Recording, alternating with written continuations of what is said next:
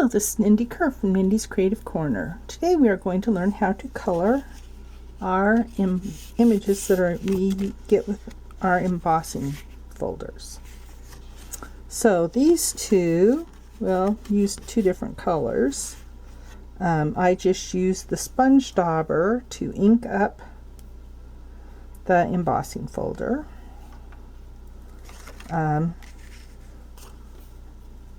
It does kind of damage your sponge dauber, just so you know. This one, I used the sponge dauber after it was embossed. And I used a Q-tip for the little ones. And it must be back of this one.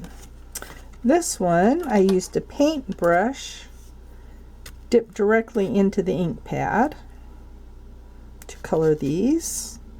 I still haven't decided what I would like, how I would get these little marks done well. Anyway, let's try some of these experiments. This is from the Glass and Garden embossing folders. There's two of them. And this cardstock is cut at 3 by 5.5. I thought it was 3 by 5.5. Well, whatever it is, just put it how we want it. I want that big flower all the way covered. Make sure it's straight.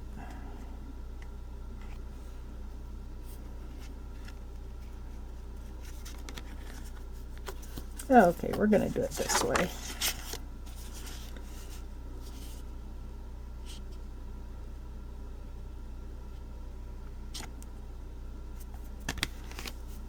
And since this is a regular embossing folder, we'll need platform 1 and the 2 cutting plates, which are number 3.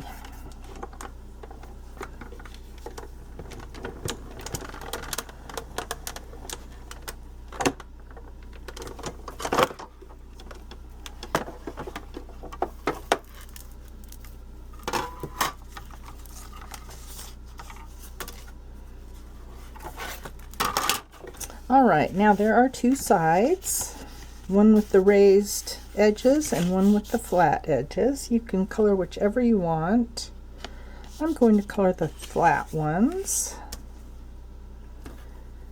And we will start with the sponge dauber and Q-tips. So I'm using Blueberry Bushel ink pad, because that's what I already did my sponge dauber on. And it helps me at least to hold it up so I can see better and try to stay in the lines.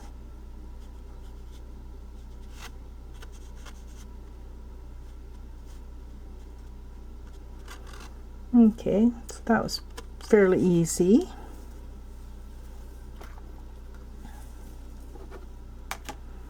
Now we use a Granny Apple Green ink pad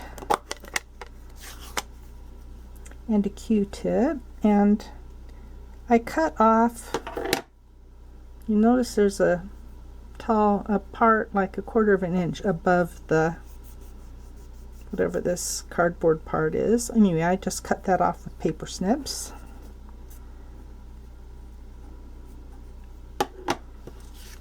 And hold it up and do a leaf or two.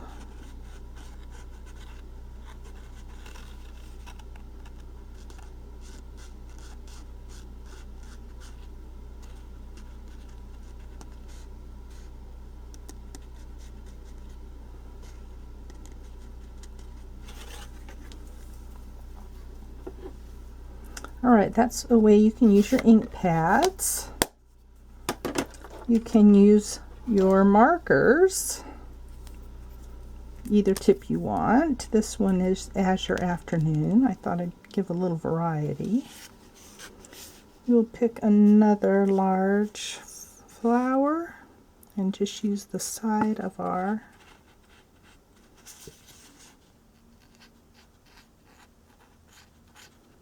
This is probably the hardest to do.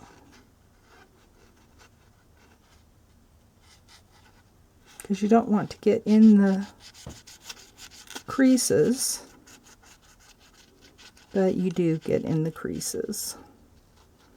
So depending on your image,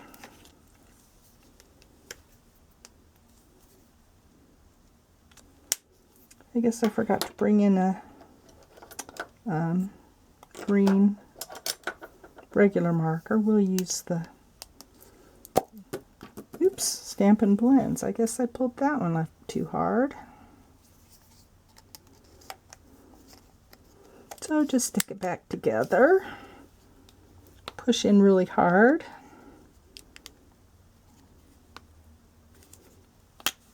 There we go. And again, hold it up, find some leaves. I don't know, maybe you guys have better eyes than I have.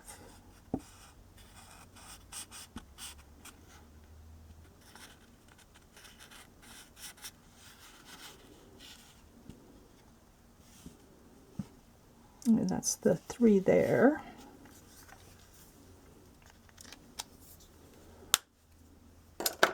Then we'll color with the Stampin' Blends. Good, that one stayed together. I rarely have that problem with them coming apart. We'll color this one.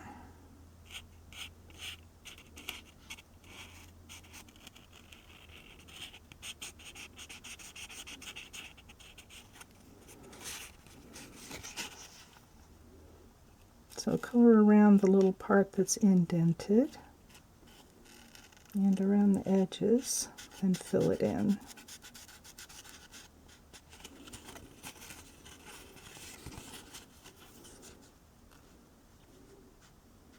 And this one is rather tedious, but if I'm in a coloring mood, I would enjoy it.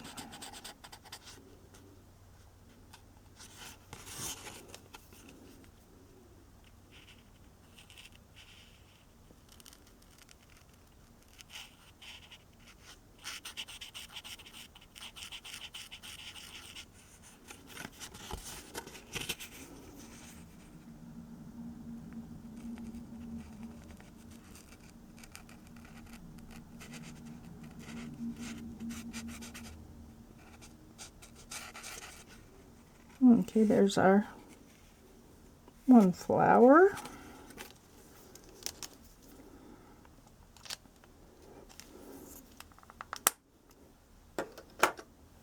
Then we're going to do another flower with using a paintbrush.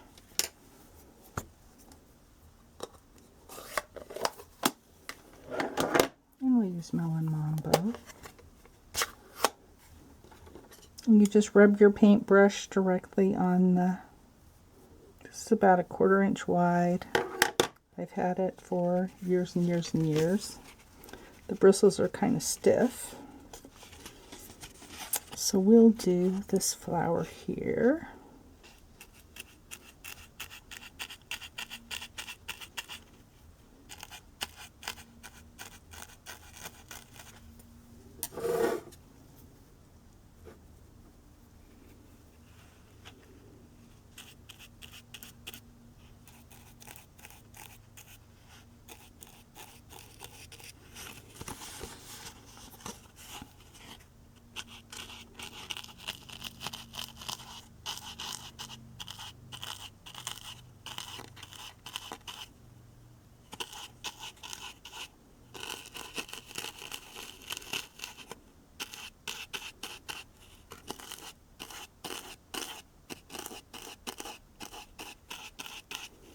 And I kind of like this one the best, although it's also kind of tedious if you're not in a coloring mood.